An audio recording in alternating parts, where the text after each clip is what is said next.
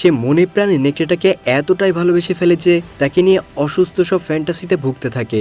তাই নেকড়েটাকে একান্ত আপন করে পেতে আনিয়া প্রতিদিন উদ্ভট সব কাজবাজ করতে থাকে। কিন্তু একটা নেকড়ে আর একটা মানুষ কি কখনো একসাথে সংসার করতে পারে?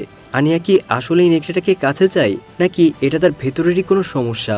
তো হেই গাইস, আমি মারুফ আছি তোমাদের সাথে, আর এইসব অদ্ভুত প্রশ্নের উত্তরই খুঁজবো আজকের পুরো ভিডিও জুড়ে।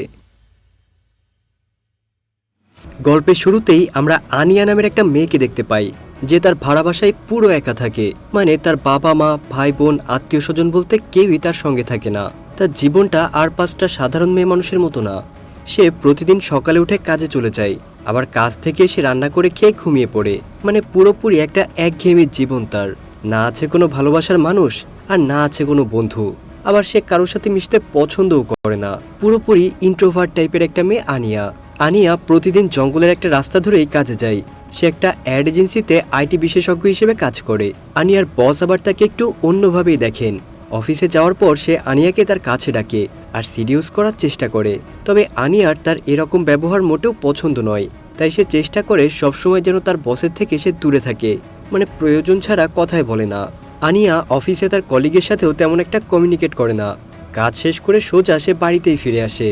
এরকম একদিন কাজ শেষ করে সে যখন বাসায় ফিরছিল, তখন জঙ্গলের পাশে সে একটা নেকড়ে দেখতে পায়। ওই নেকড়েটাও আনিয়াকে দেখতে পেয়ে তার দিকে এক দৃষ্টিতেই তাকিয়ে থাকে। আর আনিয়াও নেকড়েটার দিকে একইভাবে তাকিয়ে থাকে। এভাবেই কিছুক্ষণ তাকিয়ে থাকার পর নেকড়েটা সেই জঙ্গলের মধ্যে চলে যায়। এরপর আনিয়া বাসায় এসে ল্যাপটপে নেকড়ের ছবি দেখতে শুরু করে। আর ঠিক তখনই আনিয়ার ফোনে বসের একটা কল আসে।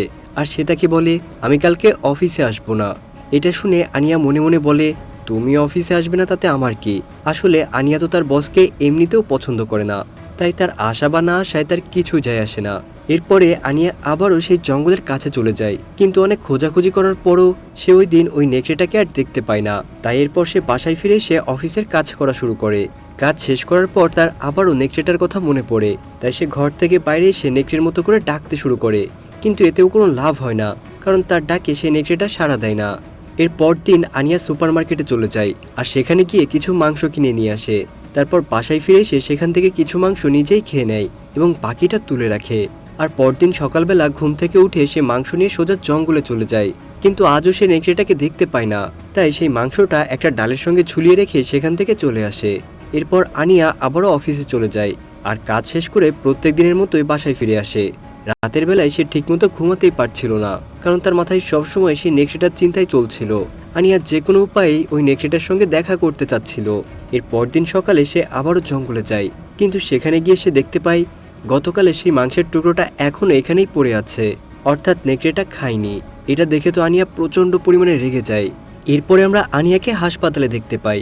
আনিয়ার দাদা বেশ অনেকদিন যাবৎ ধরেই অসুস্থ, তাই তাকে হাসপাতালেই রাখা হয়েছে। তখন আনিয়া তার দাদাকে সেই জঙ্গলে একটা নেকড়ে দেখেছে এই বিষয়টা বলে। সে আরও বলে, জানো দাদা, আমি মাংস রেখে এসেছিলাম, কিন্তু সে সেটাও খায়নি।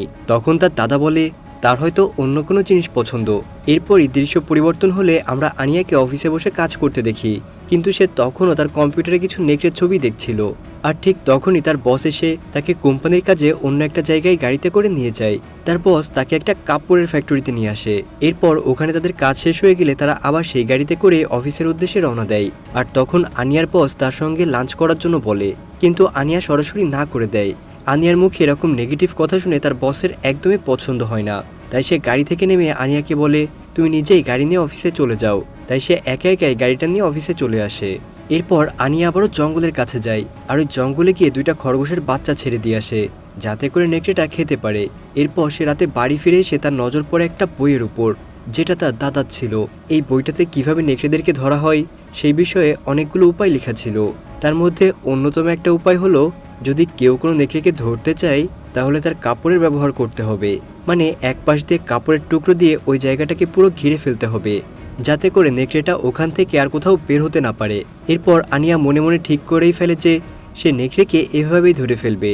আর বাসায় থাকা সব কাপড়গুলোকে সে একটা পলিথিনের ব্যাগে করে ভরে রাখে, যাতে করে সেই কাপড়গুলোকে ছোট টুকরো করতে পারে।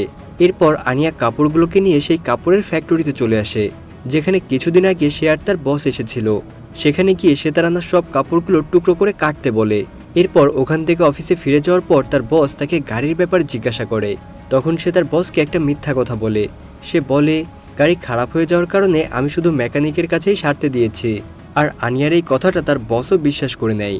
এরপর সে যখন জঙ্গলের কাছে যায় তখন ওখানে একটা খরগোশের বাচ্চাকে মৃত অবস্থায় দেখতে পায়।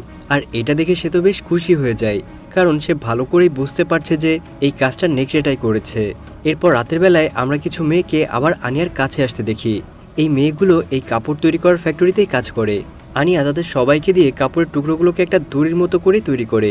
আর আনিয়া নিজেই ওই নেকড়েটাকে ধরার জন্য তার কাছে কিছু অস্ত্র রেখে দেয়। এরপর ওই মেয়েগুলোর কাজ শেষ হয়ে গেলে আনিয়া তাদেরকে টাকা দিয়ে সেখান থেকে দ্রুত বিদায় করে দেয় আর নিজে বাসায় ফিরে ছিদ্র করতে শুরু করে। আসলে সেই কাজটা ওই নেকড়েটার জন্যই করছিল, মানে সে ওই রুমে নেকড়েটা কিনে রাখবে যাতে করে সে সবসময় নজর রাখতে পারে। এরপর রাতের বেলা যখন আনিয়া ঘুমাতে যায় তখন হসপিটাল থেকে তার কাছে একটা কল আসে। সে তখন দ্রুত হসপিটালে চলে যায়। আর তারপর তাকে জানানো হয় তার দাদার শরীরের অবস্থা খুবই খারাপ, সে বোধহয় আর বেশি দিন বাঁচবে না। এটা শুনে তো আনিয়ার অনেক মন খারাপ হয়ে যায়। এর কিছু সময় পর আনিয়ার হঠাৎ করেই চোখ খুলে যায় আর তার চোখ যায় কিছু ঔষধের উপর। ওইগুলো আসলে মানুষকে অজ্ঞান করার ওষুধ ছিল। এরপর সে ওষুধগুলো তার সঙ্গে নিয়ে নেয় আর গাড়িতে করে আবারও সে জঙ্গলের কাছে চলে যায়। আর তারপর সে মেয়েদের সাহায্য নিয়ে সেই কাপড়ের দড়িগুলোকে পুরো জঙ্গলেই বেঁধে দেয়। আর তারপর তারা মশাল জ্বালিয়ে পুরো জঙ্গলটাকে ঘিরে ফেলে। এরপর কিছুক্ষণ খোঁজার পরে আনিয়া সেই নেকড়েটাকে দেখতে পায়, কিন্তু বাকি মেয়েরা তো ওই নেকড়েটাকে দেখে ভয় পেয়ে সেখান থেকে পালিয়ে যায়। কিন্তু আনিয়া সাহস নিয়ে সামনের দিকে এগিয়ে যায় আর দূর থেকেই ওই নেকড়েটার গায়ে সেই অজ্ঞান হওয়া ইঞ্জেকশনটা পুশ করে দেয়। এরপর আনিয়া ওই নেকড়েটাকে গাড়িতে করে তার বাড়িতে নিয়ে আসে আর সেই ঘরটাতে রাখে যেখানে সে আগে থেকেই এই নেকড়েটাকে রাখার জন্য প্রস্তুত করে রেখেছিল। তো ওই রাতে এত কিছু করার পরে আনিয়া অনেক ক্লান্ত হয়ে যায় আর সে সোজা গিয়ে ঘুমিয়ে পড়ে। এরপর দিন সকালবেলা উঠেই সে নেকড়েটার জন্য খাবার তৈরি করে এবং সেই খাবারটা নিয়ে সে নেকড়েটার ঘরে চলে যায়। নেকড়েটা যাতে তাকে আক্রমণ করতে না পারে এবং তার যাতে কোনো ক্ষয়ক্ষতি না করতে পারে সেই জন্য সে একটা হেলমেট পরে নেয়। কিন্তু এই নেকড়েটা যখন আনিয়াকে হেলমেট পরা অবস্থায় দেখতে পায় সে ভয় পেয়ে আনিয়ার থেকে দূরে দূরে থাকে। তো আনিয়া এটা বুঝতে পেরে হেলমেটটা সরিয়ে খাবারটা নেকড়ের দিকে এগিয়ে দেয়, কিন্তু খাবার না খেয়ে নেকড়েটা ওখান থেকে পালানোর চেষ্টা করে, কিন্তু আনিয়া তাকে ধরে ফেলে আর একদম ঠিক সময়ে দরজাটা বন্ধ করে সে বাইরে চলে আসে। কিন্তু এসব করতে গিয়ে আনিয়ার কপালে বেশ ভালো রকমভাবেই একটা চোট লাগে। এরপর সে ওই ক্ষতস্থানে একা একাই ঔষধ লাগিয়ে নেয় আর ওই ঘরের চাবিটা তার গলায় একটা লকেট হিসেবে পরে নেয়। এরপর আনিয়া দরজায় করা ওই ছিদ্রটা থেকে নেকড়েটাকে দেখতে থাকে আর কিছুক্ষণ পর সে সেখানেই ঘুমিয়ে পড়ে। এভাবেই কিছুদিন সে ওই নেকড়েটার উপর নজর রাখে আর তার সঙ্গে কথা বলার অনেক চেষ্টা করে। আসলে আনিয়া পুরোপুরি ওই নেকড়েটার প্রতি অ্যাট্রাক্টেড হয়ে গিয়েছিল, মানে সে তার প্রতি অন্যরকম একটা ফিল করত। এরপর আনিয়া ঘুমিয়ে যাওয়ার পর সে একটা স্বপ্ন দেখে। সে দেখে যে নেকড়েটা তাকে শারীরিকভাবে আনন্দ দিচ্ছে আর সে ওটা বেশ এনজয়ও করছে। এরপর হঠাৎ করে তার ঘুম ভেঙে গেলে সে বুঝতে পারে এটা আসলে একটা স্বপ্ন ছিল। এরপর সে ফ্রেশ হয়ে সোজা সুপার মার্কেটে চলে যায়। সেখানে গিয়ে সে নেকড়েটার খাওয়ার জন্য কিছু মাংস কিনে নিয়ে আসে। বাড়িতে আসার পর সে দেখতে পায় নেকড়েটা পুরোপুরি অ্যাগ্রেসিভ হয়ে উঠেছে, সে বাড়ির দেওয়াল পর্যন্ত ভেঙে ফেলেছে। এরপর যখন আনিয়া ওই নেকড়েটার সামনে আসে সে নেকড়েটাকে আনিয়ার দিকে এগিয়ে আসতে দেখে। আনিয়া তখন ভয় পেয়ে ওই নেকড়েটার দিকে সেই মাংস আর একটা খরগোশের বাচ্চা ছুড়ে দেয়, কিন্তু ওই নেকড়েটা সেগুলো লক্ষ্য না করে সে আনিয়ার দিকেই এগিয়ে যায়। তাই আনিয়া ভয় পেয়ে সেখানে থাকা একটা ময়লা বালতির মধ্যে গিয়ে লুকিয়ে পড়ে। এর কিছু সময় পর আনিয়া ওখান থেকে বের হয় এবং একটা লোহা নিয়ে সে নেকড়েটার দিকে এগিয়ে যায়, কিন্তু সে লোহাটা দিয়ে নেকড়েটাকে আঘাত করতে পারে না। আসলে আনিয়া তো এই নেকড়েটাকে একটু অন্যভাবেই দেখে এবং সে তখন বিছানায় শুয়ে কান্না করতে থাকে। তো সে যখন কান্না করছিল তখন এই নেকড়েটা তার কাছে আসে এবং তার পুরো শরীরের ঘ্রাণ নিতে শুরু করে, কিন্তু নেকড়েটা আনিয়ার কোনো ক্ষতি করে না, তার শরীরে একটা নখের আঁচড়ও ফেলে না। এরপর সকালে যখন আনিয়ার ঘুম ভাঙে সে দেখতে পায় যে ওই নেকড়েটা তার রুমেই আছে, এমনকি নেকড়েটা তার পা চাটছে। এরপর নেকড়েটা এসে আনিয়ার পুরো শরীরে একইভাবে চাটতে শুরু করে। তখন আনিয়ার নেকড়েটাকে এই কাজটা করতে একটু বাধা দেয় না, বরং সে এটা বেশ ভালোই এনজয় করছিল, কারণ সে তো নেকড়েটাকে ভালোবেসে ফেলেছে। তো এরপর থেকে আনিয়া ওই নেকড়েটার সঙ্গে বেশ ভালোভাবেই থাকতে শুরু করে। সে তার জন্য প্রতিদিন অনেক মজার মজার খাবার রান্না করে, মানে সে নেকড়েটার বেশ ভালোই খেয়াল রাখে। এরপর একদিন সে নেকড়েটাকে বলে যে আমার কিছু কাজ আছে, তুমি বাসায় থাকো, আমি একটু বাইরে যাচ্ছি। এরপর সে তার অফিসে এসে একটা মিটিংয়ে অ্যাটেন্ড করে।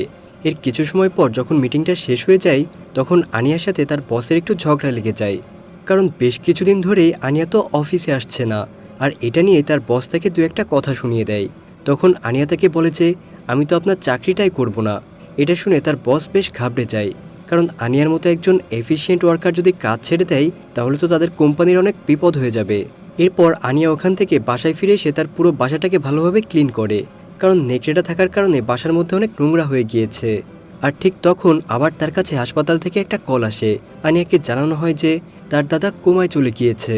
কিন্তু এরকম একটা শকিং নিউজ শুনে আনিয়ার কোনো রিয়াকশনই ছিল না। এরপর দিন সে অফিসে যায় আর নিজের কম্পিউটারে রেজিগনেশন লেটার লিখতে থাকে। এরপর সে ওই লেটার নিয়ে সোজা তার বসের রুমে চলে যায়। কিন্তু তখন তার রুমে কেউই ছিল না, কিন্তু ওখানে দুজন ক্লিনার অফিস ক্লিন করছিল। তারা আনিয়াকে দেখে তার সঙ্গে ফ্লার্ট করা শুরু করে। তারা বলে, আপনাকে দেখতে অনেক সুন্দর লাগছে, আপনি তো অনেক কিউট। এইসব কথা বলতে বলতেই এই দুজন পরিচ্ছন্নতা কর্মী তার অনেক কাছাকাছি চলে আসে। আর ঠিক সেই সময়ে আবার ওই রুমে প্রবেশ করে তার বস। বসকে দেখে তো তারা দুজন বেশ ভয় পেয়ে সেখান থেকে দ্রুত বের হয়ে যায়। আর আনিয়াকে তার বস রেগে গিয়ে জিজ্ঞাসা করে, তুমি ওদের সঙ্গে কি করছিলে? এই প্রশ্নের উত্তরে আনিয়া বলে, তা তো আমি আপনাকে দিব না, এই নিন আমার রেজিগনেশন লেটার। তখন তার বস তাকে বলে যে, তুমি এরকম কেন করছো? তুমি জানো তুমি কত সুন্দর একটা মেয়ে, আমার তোমাকে অনেক বেশি ভালো লাগে। আর এসব কথা বলতে বলতে তারা দুইজন অনেক কাছাকাছি চলে আসে। কিন্তু আনিয়ার তার বসকে একদমই ভালোই লাগে না। তাই আনিয়া সেখান থেকে উঠে তার বাড়িতে ফিরে আসে। বাসায় ফিরে আসার পর সে দেখতে পায় যে খরগোশের বাচ্চাটা মরা অবস্থায় পড়ে আছে। আর সেই নেকড়েটা আনিয়ার কাছে চলে আসে। আর ঠিক তখনই ওই বাড়ির মালিক এসে আনিয়ার দরজায় নক করে। সে তাকে বলে যে, এই পুরো বাসাটা আমি সার্চ করে দেখতে চাই, আমাকে জানতেই হবে এই বাসায় আসলে হচ্ছেটা কি। কারণ সে ভালো করেই বুঝতে পারছিল যে এখানে নিশ্চয়ই কোনো গড়বড় রয়েছে। কিন্তু আনিয়া তো ভয় পেয়ে যায়, কারণ তার সঙ্গে তো তখন নেকড়েটা ছিল, তাই সে দরজাটা আর খোলে না। এর পরদিন সকালে আনিয়া নেকড়েটাকে নিয়ে সোজা ছাদে চলে আসে। আর ওই রাতটা তারা ছাদেই কাটিয়ে দেয়। একটু পরে দেখা যায় যে আনিয়ার বস তাকে খুঁজতে তার বাড়ি পর্যন্ত চলে এসেছে। কিন্তু বাসায় ঢোকার পর সে আনিয়াকে কোথাও খুঁজে পায় না। আর পুরো বাসাটা কেমন যেন এলোমেলো অবস্থায় পড়ে আছে, মানে ঘরের জিনিসপত্র সব এদিক ওদিক ছড়ানো। এরপর যখন সে আনিয়াকে না পেয়ে চলে যাচ্ছিল, তখন হঠাৎ করে তার নজর পড়ে ছাদের উপর। আর সঙ্গে সঙ্গেই সে ছাদের দৌড় দিয়ে উঠে যায়। আর উঠেই দেখতে পাই নেকড়ে সহ ছাদের উপরে দাঁড়িয়ে আছে আনিয়া। আনিয়ার বস তখন তাকে বলে যে, তুমি এইভাবে কাজটা ছেড়ে দিতে পারো না, তোমারও যেমন এই কাজটার প্রয়োজন রয়েছে তেমনি কোম্পানিরও তোমাকে প্রয়োজন রয়েছে। এই কথা বলার সময় হঠাৎ করে আনিয়ার হাত থেকে নেকড়েটার রশিটা সরে যায়। আর তখনই ওই হিংস্র নেকড়েটা তার বসের উপরেই হামলা করে দেয়। আসলে নেকড়েটা বুঝতে পেরেছিল যে তার বস আনিয়াকে ডিস্টার্ব করছে, আর সে কোনোভাবেই চায় না আনিয়াকে কেউ বিন্দুমাত্র ডিস্টার্ব করুক। এরপর আনিয়া তার বসের ফোন থেকেই অ্যাম্বুলেন্সে একটা কল দেয়। আর ওই নেকড়েটার সঙ্গে সে ওখান থেকে দ্রুত পালিয়ে যায়। এর কিছুক্ষণ পরে সেখানে একটা অ্যাম্বুলেন্স চলে আসে। আর আনিয়া তখন নেকড়েটার সঙ্গে ওই গভীর জঙ্গলে চলে যায়। ওই নেকড়েটা আনিয়াকে কোথাও যেন একটা নিয়ে যাচ্ছে, আর আনিয়াও তার সঙ্গে নির্দ্বিধায় চলে যাচ্ছে। এরপর সকাল হলে আমরা দেখতে পাই যে তারা দুজন এমন একটা জায়গায় গিয়ে পৌঁছেছে যেখানে তারা দুজন ছাড়া আর কেউই ছিল না। ওখানে যাওয়ার পর আনিয়া নেকড়ের গলা থেকে রশিটা ছিঁড়ে ফেলে আর তার সঙ্গেই ফাঁকা জায়গায় ঘুরে বেড়ায়। তবে সব থেকে আশ্চর্যের বিষয় হলো আনিয়া কিন্তু এখনই নেকড়ের মতোই চলাফেরা করে। নেকড়ের মতোই সে নিচু হয়ে মুখ দিয়ে পানি খাচ্ছে। ওই নেকড়েটা আনিয়ার জন্য শিকার ধরে নিয়ে আসলে আনিয়া সেই নেকড়ের সঙ্গেই ভাগ করে খাচ্ছে। আনিয়া পুরোপুরি ওই নেকড়ের মতো করে জীবন পরিচালনা করে এখন, মানে তারা দুইজন এখন একে অপরকে পুরোপুরি ভালোবাসে। আর এভাবেই তারা তাদের জীবন পার করছে। আনিয়া এখন ওই নেকড়েটাকে যা করতে বলে নেকড়েটা তাই করে। তারা দুইজন পুরোপুরি আলাদা দুনিয়ার দুইটা মানুষ হলেও থুক্কো ওই নেকড়ে তো আবার মানুষ না। মানে যাই হোক, তাদের ভালোবাসার কোনো কমতি নেই। এরপর রাতের বেলায় আমরা তাদের দুজনকে খোলা আকাশের নিচে একসঙ্গে ঘুমাতে দেখি। আর সকালে যখন আনিয়া ঘুম থেকে উঠে তার মুখে যেন একটা সুখের হাসি লেগে আছে, মানে এখানে সে ওই নেকড়ের সঙ্গে প্রচণ্ড হ্যাপি আছে। আসলে আনিয়া তো ছোটবেলা থেকেই একা একাই বড় হয়েছে, আর তার কোনো বন্ধুও নেই, এমনকি কোনো ভালোবাসার মানুষও ছিল না। তাই যখন তার ওই নেকড়ের সঙ্গে পরিচয় হয়, ওই নেকড়েকে দেখেই সে ভালোবাসায় পড়ে যায়। ভাই রে ভাই, নেকড়েকে দেখে কেউ আবার ভালোবাসায় পড়তে পারে? যাই হোক, আমাদের গল্পের আনিয়া আজকে এই কাজই করেছে। আসলে আনিয়া কখনো চিন্তাও করেনি যে তার এই কাজের জন্য সমাজ তাকে মেনে নেবে নাকি নেবে না। সে শুধুমাত্র নিজের হ্যাপিনেসের উপরেই গুরুত্ব দিয়ে একটা জানোয়ারের সঙ্গে জঙ্গলে গিয়ে বসবাস করা শুরু করেছে। তবে গাইস, এমন হিংস্র জানোয়ারের সঙ্গে জঙ্গলে ঠিক কতদিন বেঁচে থাকতে পারবে বলে মনে হয় আপনার? উত্তরটা কিন্তু আমাকে কমেন্ট করে জানিয়ে দিবেন। তো দেখা হবে পরবর্তী কোনো ভিডিওতে। আল্লাহ হাফেজ।